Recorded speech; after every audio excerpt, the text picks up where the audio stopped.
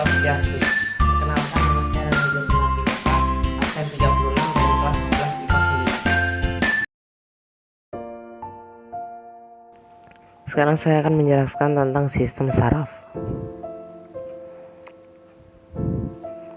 Yang akan kita bahas yang pertama itu pengertian sel saraf, bagian-bagian sel saraf, macam-macam sel saraf, prinsip pengantaran impuls. Pengertian sel saraf. Sel saraf atau neuron merupakan satuan kerja utama dari sistem saraf yang berfungsi menghantarkan impuls listrik terbentuk akibat adanya stimulus atau rangsangan. Jutaan sel saraf ini membentuk suatu sistem saraf. Bagian dan fungsi sel saraf. Yang pertama, dendrit. Dendrit adalah cabang-cabang yang merupakan perpanjangan dari badan sel dan mirip seperti serabut. Fungsinya menerima rangsangan yang kemudian diteruskan ke badan sel. Yang kedua, badan sel adalah bagian utama pada sel saraf. Badan sel memiliki beberapa komponen penting, termasuk nukleus, nukleolus, dan juga sitoplasma. Di badan sel inilah neuron menerima pesan atau stimulus dari dendrit dan memprosesnya secara biokimia. Yang ketiga, akson. Akson merupakan cabang dari badan sel memiliki ciri fisik dan fungsi yang hampir sama dengan dendrit. Bedanya akson hanya satu buah, tidak berbentuk serabut dan memiliki ukuran yang lebih panjang dan besar. Akson bertugas meneruskan pesan dari badan sel ke neuron lainnya. Selanjutnya, akson masih terbagi menjadi beberapa komponen sebagai berikut.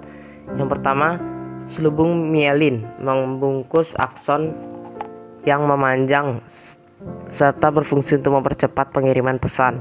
Yang kedua, sel cawan berfungsi memproduksi lemak yang kemudian menciptakan selubung mielin. Sel ini juga berfungsi menyediakan nutrisi bagi akson, sekaligus berperan dalam hal regenerasi neurit. Yang ketiga, tidak semua bagian akson terlapisi selubung mielin. Ada celah kecil yang juga disebut sebagai nodus Ranvier yang berfungsi untuk mempercepat impuls saraf. Yang keempat, ada sinapsis. Adalah celah yang terkandung terhadap pertemuan satu neutron bersama dengan neutron lainnya. Seperti setiap sinapsi sediakan koneksi antar neuron sehingga memungkinkan terjadinya pertukaran informasi antar neuron tersebut.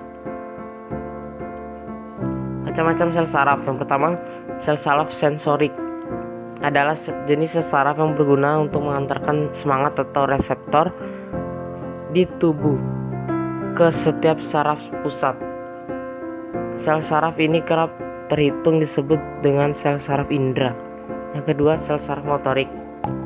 Jenis sel saraf yang berguna untuk mengantarkan semangat dari sel saraf pusat ke sel otot atau kelenjar, sehingga tubuh bakal menanggapi rangsangan tersebut dengan bergerak dan membuahkan satu produk sekresi. Yang ketiga, sel saraf konektor. Ini merupakan jenis sel saraf yang berguna untuk menghubungkan sel saraf motor dengan sel saraf sensori atau berhubungan dengan sel saraf lain yang terkandung di dalam sistem saraf pusat. Prinsip pengantaran impuls. Ada dua prinsip pengantaran impuls, yaitu melalui neuron dan melalui sinapsis. Pengantaran impuls melalui neuron. Pengantaran impuls dengan cara ini terjadi karena adanya perbedaan muatan listrik antara bagian luar dan bagian dalam membran serabut sel saraf. Ketika menerima rangsangan berupa impuls, permukaan luar membran serabut saraf bermuatan negatif dan permukaan dalamnya bermuatan positif. Keadaan tersebut disebut dengan depolarisasi.